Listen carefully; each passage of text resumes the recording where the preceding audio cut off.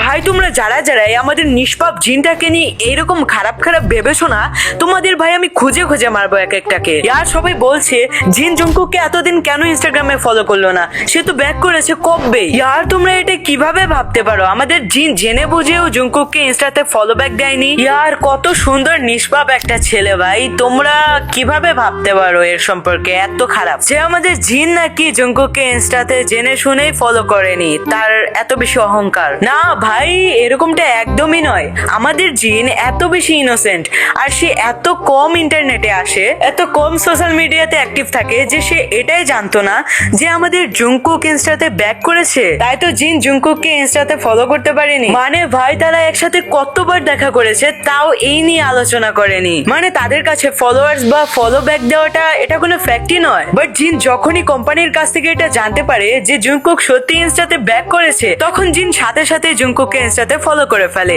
আমি তো কমেন্টে অবশ্যই জঙ্কুক এবং জিনকে পার্পলি বলে যাও।